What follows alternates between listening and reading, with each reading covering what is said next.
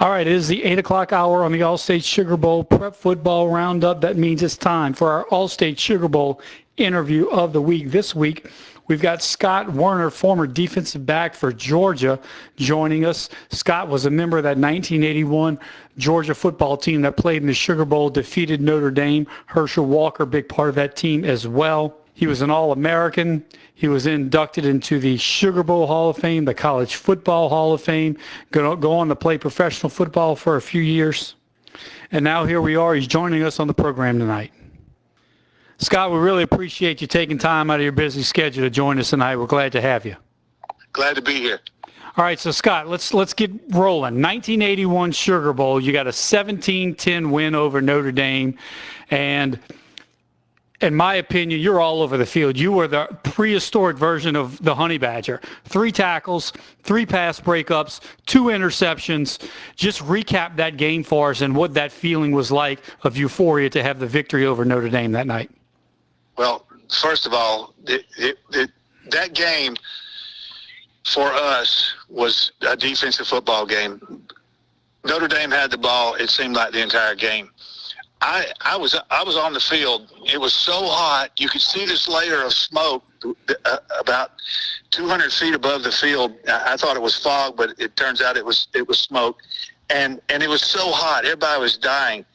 And every time I turned around, it's 3 and out by the offense, and we're back on the field again. So I want to say thanks to the offense for giving us the opportunity being on the field so much. Getting to play. But help pad your stats, right? Yeah, bottom line is I saw more people on the field that night than I had seen in any other game the entire year. People that clean jerseys. I mean, we were down third teamers coming in the game and making plays. It was absolutely amazing. Probably one of the defensive team goals was that that we all were ready to play, and everybody was, and as it turned out, it was in our favor. Well, great night, as you said. Victory for the Georgia Bulldogs. You would go on to be consensus All-American, Sugar Bowl Hall of Fame, the College Football Hall of Fame. I mean, those are 3 of the greatest honors you can basically bestow on any college football player. What is it like to have those kind of notches in your belt and items on your resume? Well, sir, I give it all to Coach Dooley. He gave me the opportunity to come play for the University of Georgia, and had it not been for him, I wouldn't be in the College Hall of Fame right now. But I love the game. It saddens me to see what some of the changes that are being made, because it is a game for men to play. It's a rough and tumble game where people are pounding each other, and it seems that they're getting a little away from that, and it's disappointing. But for me, it's a lifetime of this sheer enjoyment. That I go to the mailbox sometimes and somebody sends me a little letter asking for an autograph, and that really means that's something cool. to me. Yeah. That's kind of the and I watch these guys play, and I wouldn't even get on the field today. There's no way. These guys are so fast. They're so big. They're so strong. They're just amazing. And to have say that 40 years ago I had that opportunity and played well and excelled and have that respect today means the world to me. So, I mean, that is pretty cool that even now you would get, an autograph request in the mail or something like that. Another pretty cool fact is, as you were inducted into the Sugar Bowl Hall of Fame, that game, when you go out and you do the induction ceremony at midfield, is actually a game that Georgia, your alma mater, was playing in. But even cooler than that was the fact your nephew Charlie was actually playing tight end for Georgia that night, right? Yes, sir. And that was the night Vince was inducted as well. Or at least he was out there on the field with. I was with Coach Spurrier, and I was just absolutely in awe of the folks standing around me. Really, it was. I pinched myself. This can't be happening. But we had a great time that night, and the great thing, I'm still watching my nephew play for the 49ers. Yeah, he's in his is it 4th year right now? Third or fourth. Okay. Okay. Yeah, I'm not sure exactly. But he's having a great time and loving it and winning. So, yeah, I don't watch a whole lot of professional football, but I do watch the 49ers. Well, okay, give us a quick little outlook 49ers take for this season. You know, they're really talented. They really are talented. I guess it all boils down to how the quarterbacks play. Honestly, you know, that's something that, you know, we haven't seen a whole lot of. So we'll see. Well, Purdy hit. Same question that Georgia's having for sure. You're right. Yeah, with this, that, and the other. But I'm sure that, you know, there's good people out there. There's good coaches. So it'll one or two things will happen.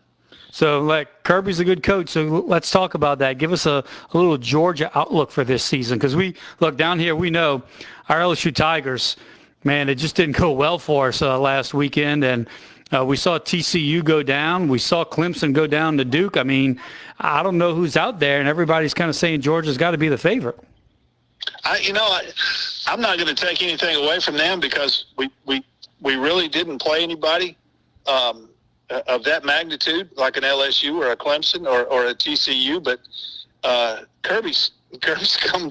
His pedigree is quite long, and I mean, he learned from his daddy, and then he went over and learned from the best of the best over at Alabama, and he understands the name of the game is the players on the field, and if you don't have those, then you might as well go home. But he's aware of that, and they're there. I mean, I've been to practice a couple of times. They are incredible. But getting all those guys, and we saw a lot of missed tackles last night in the game last night, and that's something that you have first in the season because these guys don't do it. They don't beat on each other like we did. You know, they don't practice tackling like we did. They take it easy. I mean, not to say they don't work, but they do not tackle during the preseason like we did but back in the day. Well, even during the season, what is it, 1 day of full pads, everything else is, you know, shells or half? And walkthroughs, yeah, pretty much. I was going today, matter of fact. I was going to go to Athens and watch practice today just to see, but life got in the way. As it usually does. Well, Scott, look, we really appreciate you taking time to join us tonight, chat about, you know, the Sugar Bowl, a little bit of your past, give us some outlook on the Georgia football team this year. So before I let you go, I had to take the bar exam, so everybody that comes on the show has got to take Brad's bar exam. So here's what we're going to do. We'll put 30 seconds on the clock. It's going to be 30 seconds of true false. You can't get them wrong, man. So let me know when you're ready. Okay, I'm ready. All right, let's go. True or false? You played defensive back for Georgia in the 1981 Sugar Bowl. True. Herschel Walker was also a part of that team. Yes, sir. True. Stetson Bennett was a freshman that year for Georgia. False. Come on, he's that old. Your middle name is Edward. False. Your middle name is Allison. True. You played quarterback in high school. True. When you made the change from quarterback to defensive back at Georgia, you added one of those iconic 80s neck rolls on your shoulder pads. True. At that time, Georgia's defensive back room was actually made up of mostly high school quarterbacks, including yourself. True. You spent a year with the New Orleans Saints. True. Not a year, 3 games. Well, we'll call it a season. All right, last one. Get you out on this. Georgia will win its 3rd natty in a row this year.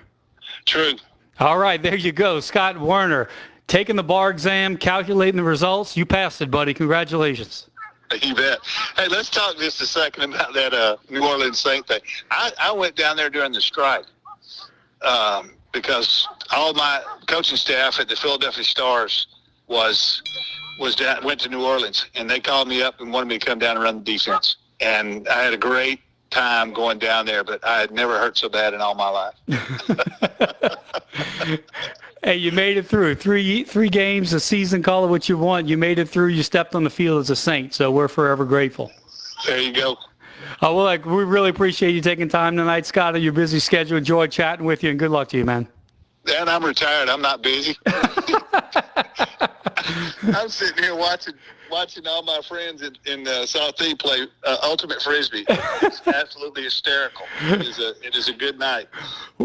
I'm eating watermelon and drinking lemonade. There you go, man. Well, go join them. Throw a couple of frisbees around. All right, sir. And good luck. Thank you. There you go, Scott Woerner, former defensive back at the University of Georgia, 1981 Sugar Bowl victory, All-American, Sugar Bowl Hall of Fame, College Football Hall of Fame, you name it, he did it.